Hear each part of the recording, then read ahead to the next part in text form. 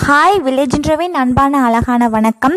இன்றைக்கி நம்ம பார்க்க போகிற வீடியோ வந்து குழந்தைங்களுக்காக, அதாவது ஒரு வயசு குழந்தைங்களுக்காக வந்து கொடுக்கக்கூடிய ஒரு சின்ன ப்ரிப்ரேஷன் தான், ஒரு ஜூஸ் ஐட்டம் தான் நம்ம இன்றைக்கி வந்து பார்க்க போகிறோம். இப்போ இந்த சம்மர் டயத்தில் பார்த்திங்க அப்படின்னா வந்து ஒரு வயசு குழந்தைங்க எல்லாருமே வந்து ஒரு வயசுக்கு மேலேயே என்ன பண்ணுவாங்க அப்படின்னா வந்து சாப்பிட வந்து ரொம்ப அடம்பிடிப்பாங்க. இந்த ஜூஸை வந்து நீங்கள் வந்து ஒரு நாளைக்கு வந்து ஒரு டைம் அப்படி இல்லைனா 1 வீக்கு வந்து நீங்கள் கண்டினியூஸாக நீங்கள் வந்து கொடுத்தீங்க அப்படின்னா வந்து ஆட்டோமேட்டிக்காக அடுத்த நாள் ஃபுல்லாகவே வந்து அவங்க வந்து சாப்பிட ஆரம்பிச்சிடுவாங்க. எல்லாருக்குமே இது வந்து தெரிஞ்சிருக்கக்கூடியதான். பட் இருந்தாலும் இதை யாருமே வந்து பொருட்படுத்த மாட்டேங்கிறாங்க. பட் இந்த சம்மர் டயத்தில் வந்து சளி பிடிக்காமல் இருக்கணும் அப்படிங்கிறத வந்து நான் இது வந்து என்னோட குழந்தைக்கு எப்படி செய்கிறேன் அப்படிங்கிறத வந்து இன்றைக்கி நம்ம வந்து இந்த வீடியோவில் வந்து பார்க்கலாம்.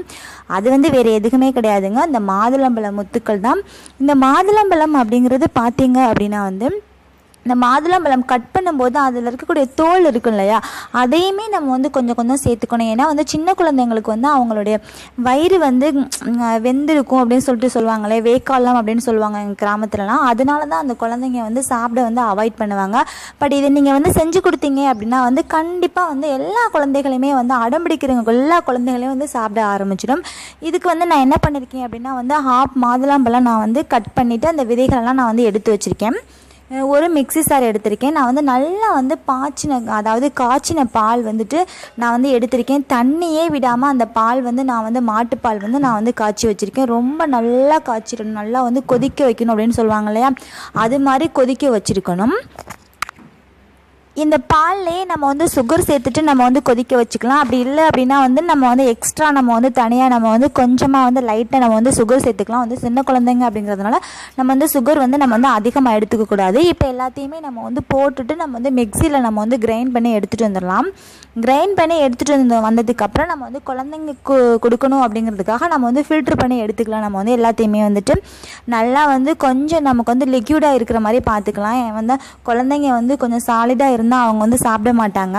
லிக்விடாக அந்த மாதுளம்பழ ஜூஸை நம்ம வந்து ரெடி பண்ணிவிட்டு நம்ம வந்து அப்படியே நம்ம வந்து ஸ்பூனில் நம்ம வந்து ஊட்டி விட்டுடலாம். சப்போஸ் வந்துட்டு ஸ்பூனில் வந்து ஊட்டி விடுறதுக்கு சில குழந்தைங்க என்ன பண்ணுவாங்கன்னா ரொம்ப வந்து அவாய்ட் பண்ணுவாங்க, அதுவுமே வந்து குடிக்க மாட்டாங்க.